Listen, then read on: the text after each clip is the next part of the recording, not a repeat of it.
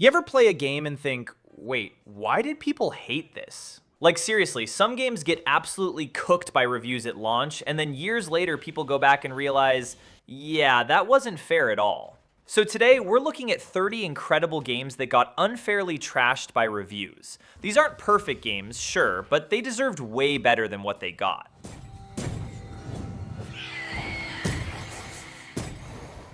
Alright, so Syndicate had one big problem, and it wasn't even the game itself. It came right after Unity, which, let's be honest, launched in a pretty rough state. Bugs everywhere, memes all over the internet, people were already done with Assassin's Creed before this even dropped. So when Syndicate came out, it kinda got hit with that leftover frustration. But if you actually sit down and play it, it's a solid game. First off, London is honestly one of the best settings in the series. The whole industrial vibe, trains moving through the city, smoke everywhere, it just feels alive. Then you've got Jacob and Evie. Jacob is more of a reckless, punch-first kind of guy, while Evie leans into stealth, and switching between them actually keeps things fresh. Stealth also feels smoother here, with better tools and more options to approach missions your way. It's not revolutionary, but it works. Honestly, Syndicate didn't fail because it was bad, it just dropped at the wrong time. If it released without that Unity shadow hanging over it, people would have appreciated it way more.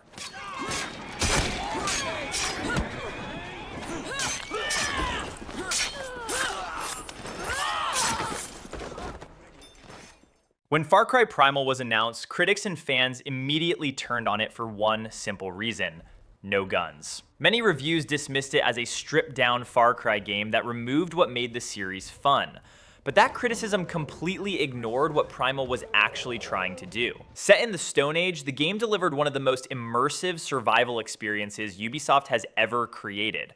Every encounter felt dangerous, every animal hunt mattered, and the world itself was hostile in a way modern Far Cry games rarely achieve. The lack of guns wasn't a downgrade. It forced players to rely on instincts, strategy, and environmental awareness. Taming beasts, crafting weapons, and surviving brutal encounters made progression feel earned. The atmosphere, sound design, and primal combat created constant tension. Far Cry Primal wasn't trying to be explosive chaos. It was about raw survival. Critics judged it based on expectations instead of experience, and because of that, one of the most unique entries in the franchise was unfairly trashed.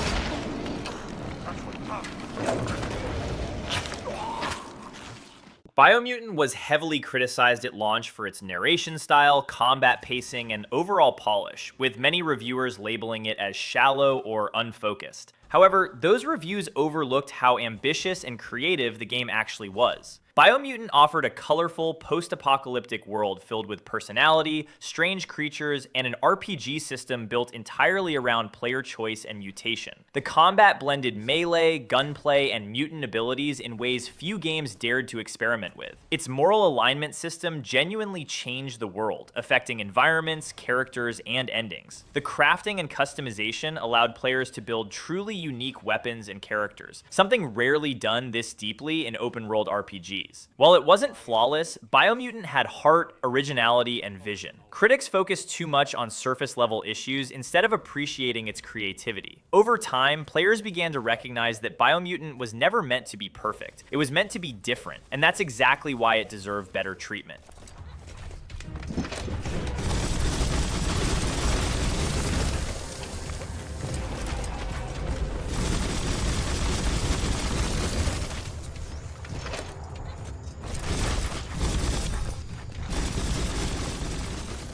When Watch Dogs launched, it became one of the most criticized games of its generation, largely because it failed to match the massive visual hype shown before release. Reviewers focused heavily on downgraded graphics and unrealistic expectations, overshadowing what the game actually delivered. At its core, Watch Dogs was a solid open-world action game with a unique hacking system that changed how players interacted with the environment. Traffic lights, security cameras, phones, bridges, and city infrastructure could all be weaponized creatively, giving players multiple approaches to every situation. The story of Aiden Pierce was darker and more grounded than typical open-world power fantasies, focusing on obsession, consequences, and surveillance culture. Chicago felt alive, reactive, and atmospheric, especially during rain-soaked nights. Instead of judging the game on its own merits, critics compared it to a version that never existed. Over time, players realized Watch Dogs laid the foundation for a franchise built on innovation, not deception.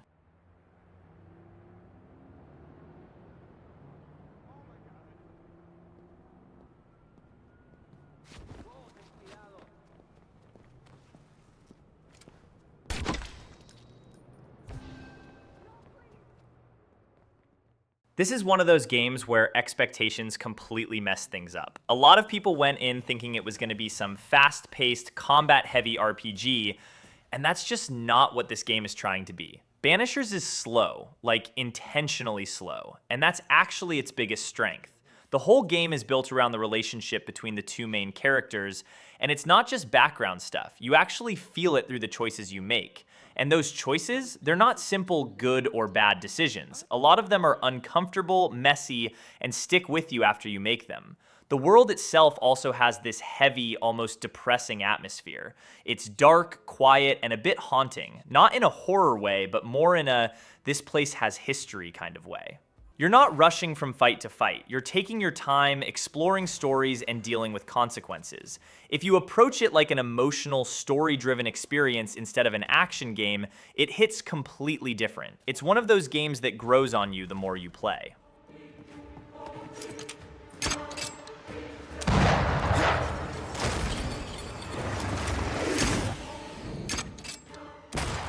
This game got a weird amount of criticism when it launched, mostly because of the episodic release format. People didn't like waiting for parts, and yeah, that definitely hurt the first impression. But if you play it now as a complete package, it's actually a really solid Resident Evil experience. The game leans more into that classic survival horror feel compared to some of the more action-heavy entries. Resources are limited, enemies can overwhelm you quickly, and there's a constant tension in the atmosphere. It's not full-on scary all the time, but it keeps you on edge. One of the more interesting things is the character switching. You're not always playing someone who can fight. Sometimes you're controlling a support character, and that changes how you approach situations. It adds a bit of strategy instead of just running in and shooting everything. Sure, it's not as polished as the mainline titles, and the co-op AI can be a bit questionable sometimes, but calling it a bad game, that never really made sense. It's one of those cases where the format overshadowed the actual quality.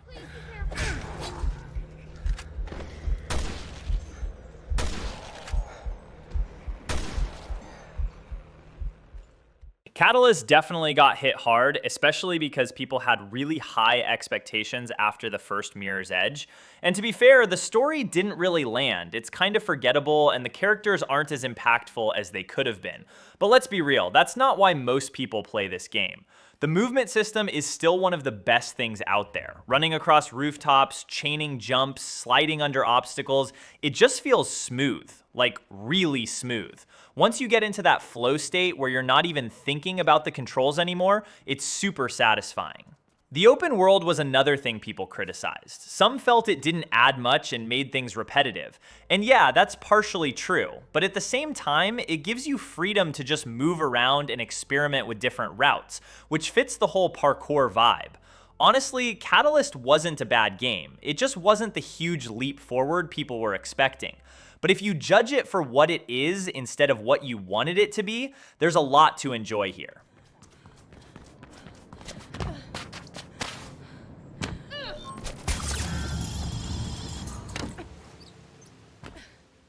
This game never really got a fair chance, and honestly, most of that comes down to one thing.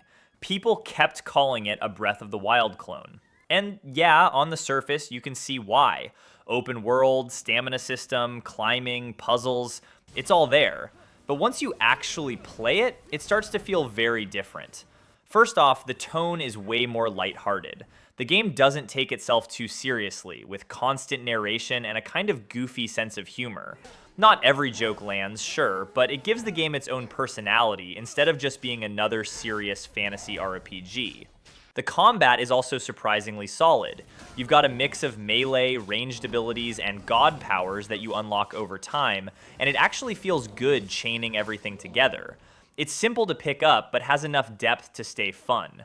The problem is, a lot of people never looked past the comparisons. It got labeled early, and that label stuck. But if you treat it as its own thing, it's a really fun, polished game that deserved way more attention than it got.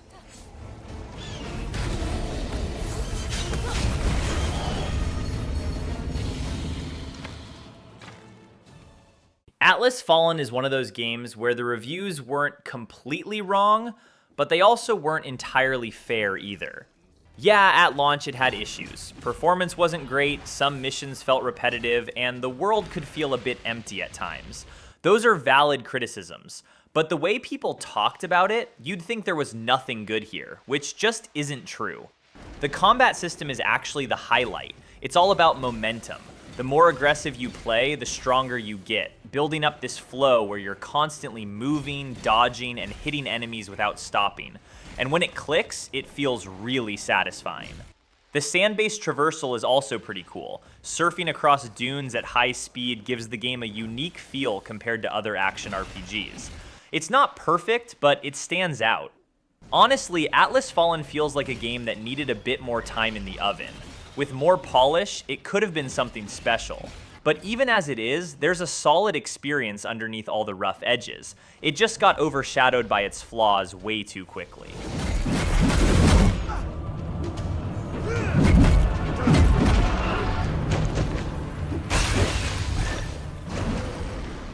This one is kind of funny because most of the criticism it got is actually true. The story is all over the place, the structure feels weird, and if you're playing solo, it can be straight up frustrating at times. But here's the thing. Lost Planet 2 was never really meant to be played alone. This game is pure chaos in the best way possible when you jump in with friends. Massive bosses, explosions everywhere, different squads doing their own thing. It feels like a full-on sci-fi war zone.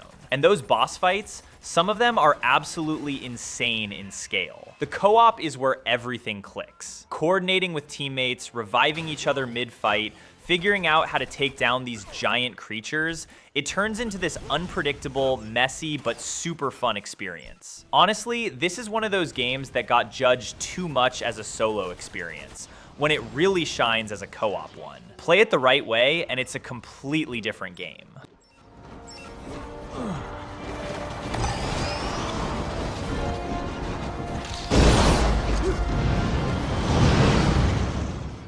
Avowed is a perfect example of expectations doing more damage than the actual game. The moment people heard about it, they started calling it the next Skyrim without even playing it. So when it turned out to be a more focused RPG instead of this massive open world sandbox, a lot of people immediately felt disappointed. But if you take a step back, the game actually does a lot right. The world building is strong, especially if you're into fantasy settings with lore that actually feels thought out. The environments are detailed, and there's a clear effort put into making the world feel alive without needing it to be huge just for the sake of size. Combat is more action focused, mixing melee, magic, and abilities in a way that feels responsive. It's not trying to be ultra realistic, it's more about giving you options and letting you play your way. The biggest issue wasn't what the game is, it's what people expected it to be. If you go in looking for a focused RPG instead of an endless sandbox, there's a lot here to enjoy.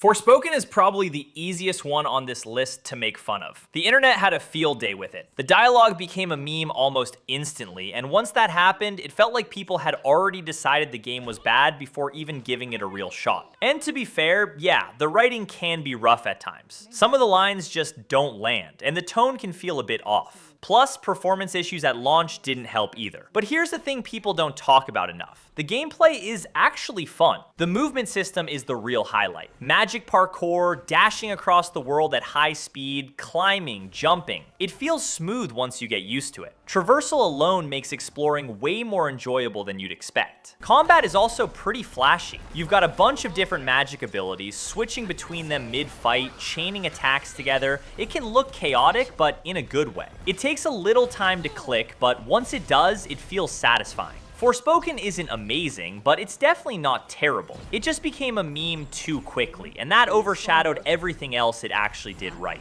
What is? The break. What else? Keep your wits about you. How about this? How'd you like this? Seeing double? This one honestly deserves so much better. Enslaved is one of those games that quietly does a lot of things right, but never got the attention it needed. It didn't have massive hype, it wasn't part of a big franchise, and because of that, it kinda just slipped under the radar. But if you actually play it, the first thing you notice is the characters. The relationship between Monkey and Trip is the heart of the whole game, and it's done really well. Their interactions feel natural, and you actually care about where their journey goes. The story itself is simple but effective. It's more about the journey than big twists or shocking moments, and that works in its favor. Gameplay-wise, yeah, it's not super deep. Combat is pretty straightforward, and platforming is guided most of the time. But it flows nicely, and it never really feels frustrating. The problem is, it just wasn't flashy enough to stand out back then. No huge marketing, no viral moments, just a solid game that got overlooked. And sometimes those are the ones that deserve a second look the most.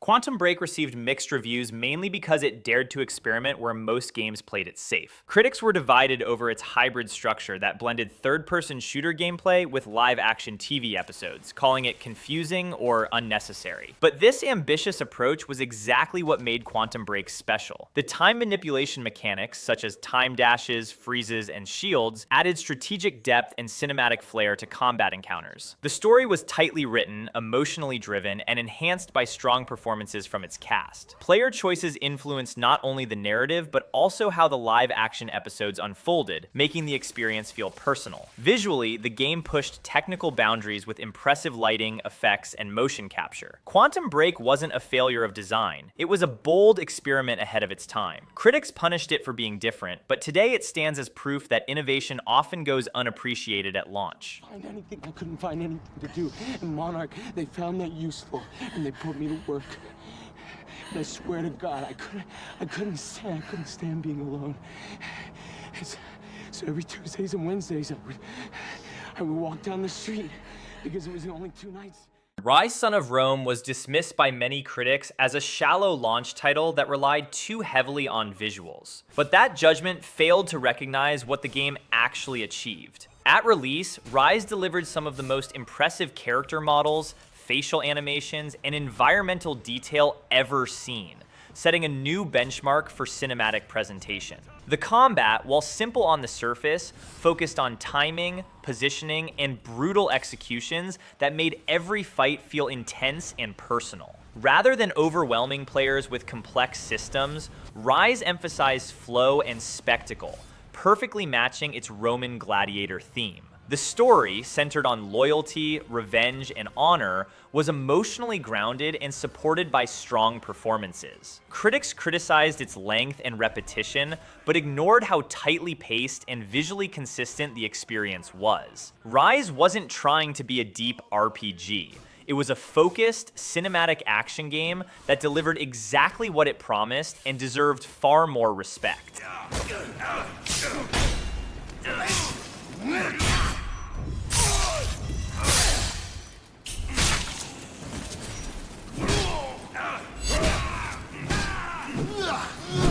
Dog.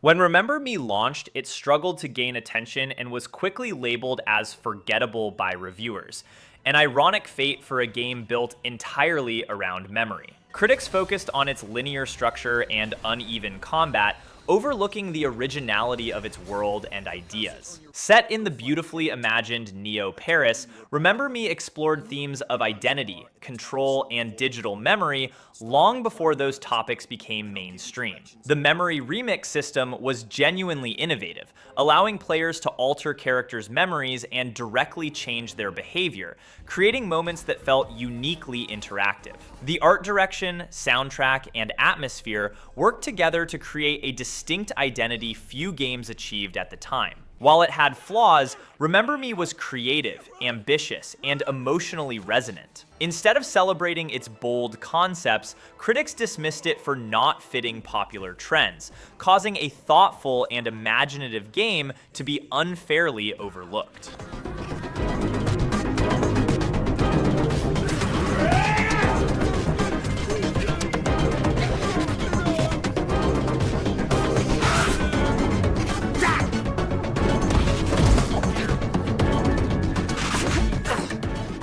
The Callisto Protocol launched under the massive shadow of Dead Space, and that comparison alone heavily influenced its critical reception. Many reviews judged it not on its own merits, but on what they expected it to be, calling it disappointing for failing to fully replicate another game's formula. What critics overlooked was the sheer level of craftsmanship poured into its atmosphere, visuals, and sound design. The game delivered some of the most detailed character models and environmental lighting ever seen in a horror title, making every corridor feel claustrophobic and oppressive. Combat was slower, more deliberate, and brutally physical, forcing players into uncomfortable close-range encounters that heightened tension. Its focus on weight, impact, and survival over power fantasy gave the horror a raw edge. While it wasn't perfect, the Callisto Protocol succeeded in creating dread through immersion. It was unfairly trashed for not being what others wanted, instead of being appreciated for what it actually was.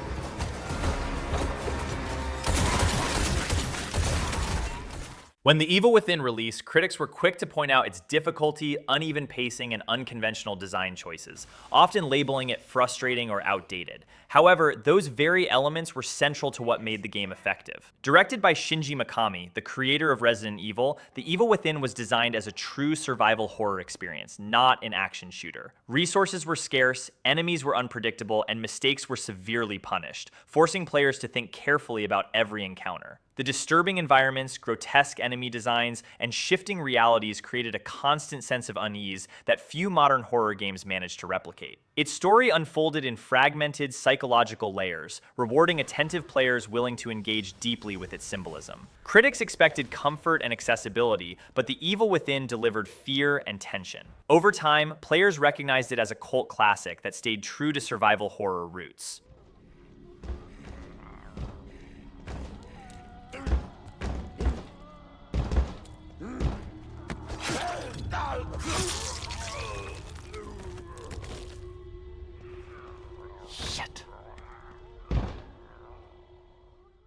When the Medieval remake was released, many critics dismissed it as outdated, claiming it didn't modernize the original enough to justify its existence. That criticism missed the entire point of the remake. Medieval was never meant to be reinvented. It was meant to preserve the charm, tone, and identity of a cult classic while updating visuals and controls for a new generation. The remake faithfully recreated the whimsical Gothic art style, dark humor, and atmospheric level design that made the original beloved. Combat remained intentionally simple, focusing on timing and positioning rather than complex mechanics. The improved lighting, character models, and orchestral soundtrack elevated the experience without stripping away its personality. Critics expected a full reimagining, but fans wanted authenticity, and that's exactly what the game delivered. Medieval Remake respected its legacy, proving that faithfulness can be just as valuable as innovation, and it deserved appreciation rather than dismissal.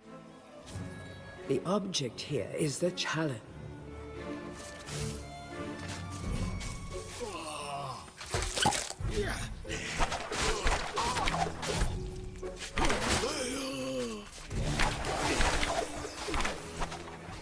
Mafia 3 was heavily criticized at launch for repetitive mission structure and technical issues, and many reviews failed to look beyond those surface problems. What they overlooked was one of the most powerful narratives ever told in an open-world crime game. Set in a fictional version of 1960s New Orleans, Mafia 3 tackled racism, revenge, and systemic corruption with a level of honesty few games dared to attempt. Lincoln Clay was a compelling protagonist, and the story was supported by strong performances, documentary-style cutscenes, and a phenomenal licensed soundtrack that perfectly captured the era. The city felt alive not just through activities, but through its social atmosphere and historical context. While the gameplay loop had flaws, the emotional weight and thematic depth were undeniable. Mafia 3 wasn't just a crime sandbox, it was a statement, and critics unfairly reduced it to repetition instead of recognizing its ambition.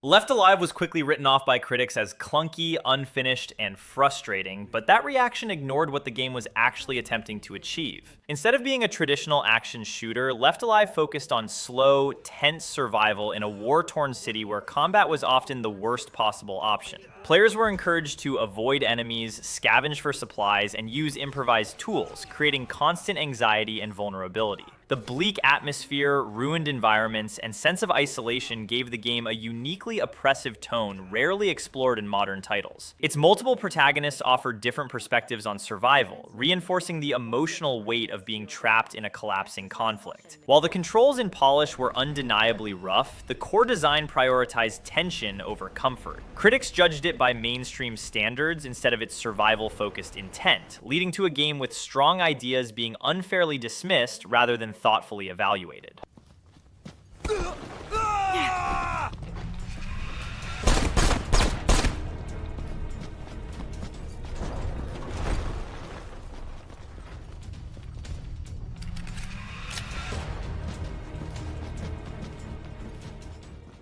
When Spec Ops: The Line launched, many reviewers labeled it as a generic military shooter, failing to recognize the deeper narrative beneath its familiar surface. On the outside, it looked like another cover-based action game, but beneath that was a brutal deconstruction of modern war and player agency. The story forced players to confront the consequences of their actions, often making them uncomfortable rather than empowered. Themes of guilt, denial, and moral ambiguity were woven directly into gameplay, not just cutscenes. The game deliberately used repetition and discomfort to reinforce its message, something critics initially misunderstood as poor design. Over time, Spec Ops: The Line became widely regarded as one of the most psychologically impactful shooters ever made. Its early reviews failed to see the intent behind its structure, making it one of the clearest examples of a game that was unfairly trashed before its true value was understood. Why? You brought this on yourself. We were helping. What? Oh no. Terminator Resistance was largely ignored or dismissed by critics for its modest budget and lack of blockbuster polish, but that reaction failed to recognize how faithfully it captured the spirit of the Terminator universe. Unlike many licensed games that rely purely on name recognition, this title respected the source material, especially the dark, hopeless future war established in the first two films. The oppressive atmosphere, desperate stealth encounters, and constant fear of unstoppable machines made every mission tense. The story expanded the lore without contradicting it, offering fans a rare sense of authenticity. Combat emphasized survival over power, reinforcing the feeling of being human in a machine-dominated world. While it lacked technical perfection, Terminator Resistance delivered something far more important: immersion and respect for its legacy. Critics focused on what it didn't have instead of appreciating what it achieved, making it one of the most unfairly overlooked licensed games of its time.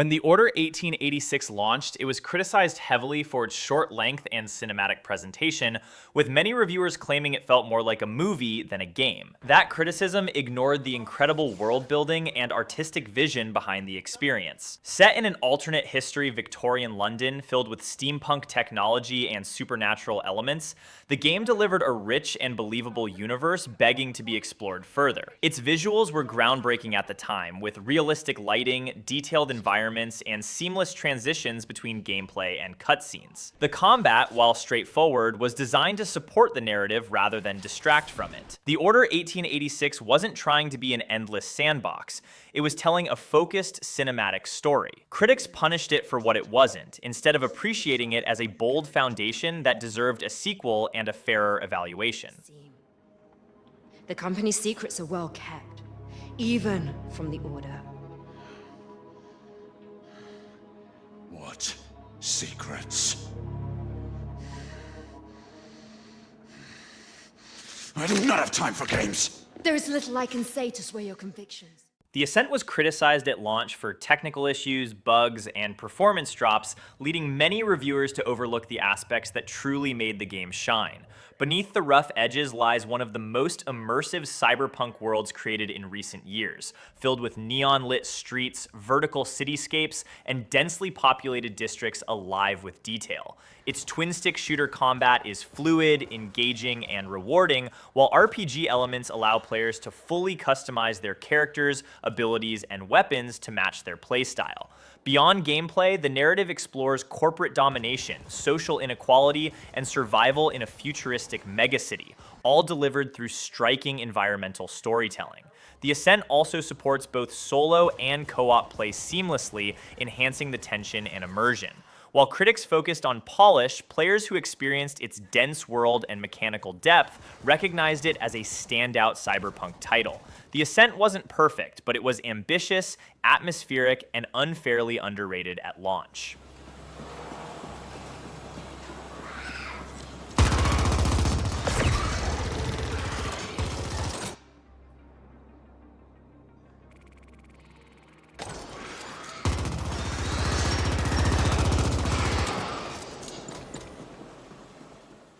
When Mad Max released, critics often dismissed it as just another open-world game, comparing it unfavorably to franchises like Assassin's Creed or Far Cry. But that perspective ignored the true brilliance of the experience. Mad Max built one of the most dynamic wastelands ever seen in gaming, where vehicle combat, exploration, and survival blended seamlessly. Car customization was deep and meaningful, allowing players to turn the iconic magnum opus into a powerful tool of destruction, while the desert environment created constant challenges requiring strategy and foresight. The game also nailed the tone of the Mad Max universe, desperate, harsh, and exhilarating, with environmental storytelling reinforcing the struggle for survival in a lawless world. On foot, combat felt brutal and weighty, complementing the intense vehicular battles. Critics focused on mission repetition, but fans recognized the game's unique identity, immersive world, and sheer fun, proving that Mad Max deserved far more respect than it initially received.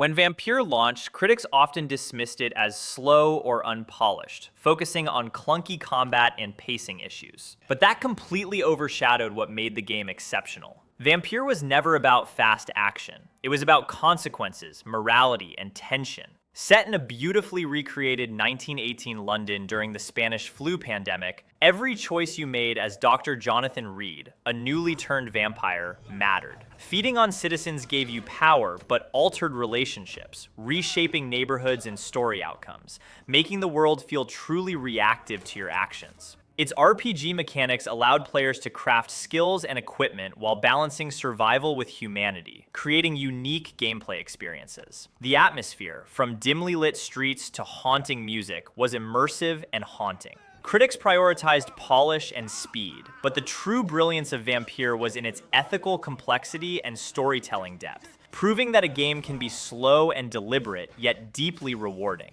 And it deserved far more recognition than it received.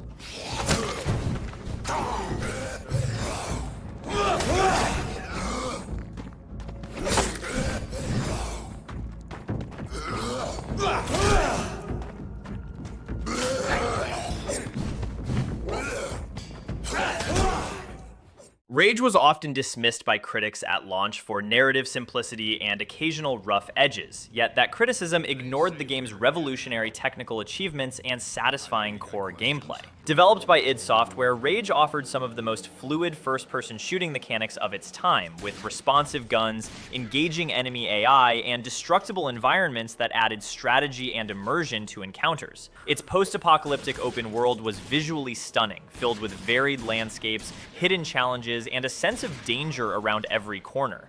Vehicle combat added another layer of excitement, letting players traverse the wasteland in fast, destructive vehicles while fending off enemies. While reviewers fixated on story shortcomings and repetitive side quests, they overlooked the game's focus on pure fun, freedom, and player agency. Rage was a technical marvel and thrilling shooter experience that deserved far more praise, proving that ambitious design often gets unfairly overlooked when expectations focus too narrowly on story.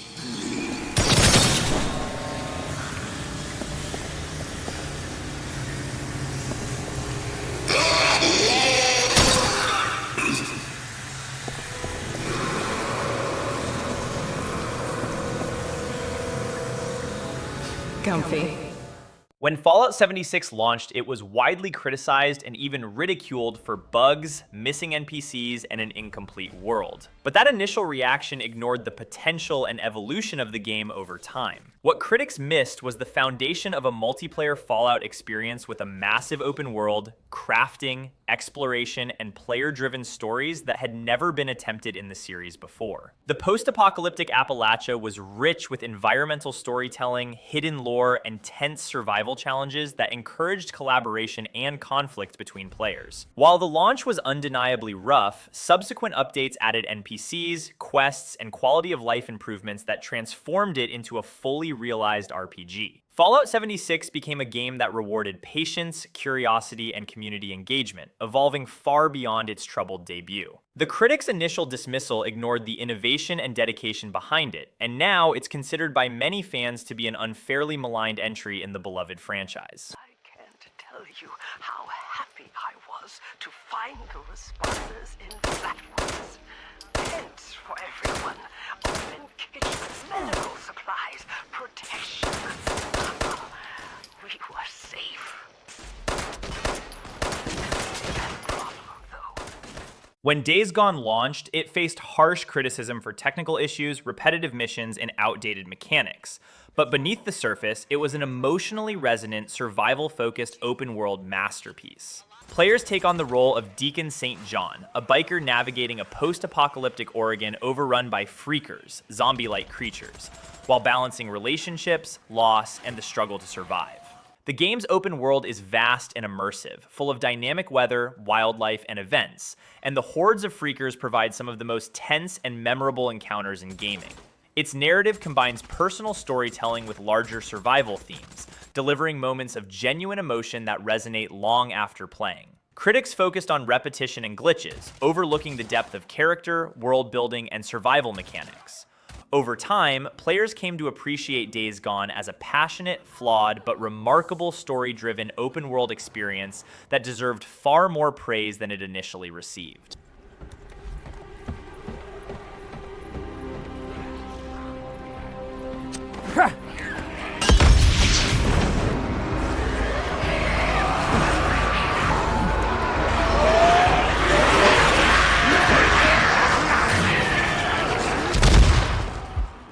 So yeah, not every game that gets bad reviews actually deserves it. Sometimes it's bad timing, sometimes expectations, and sometimes people just jump on the hate train.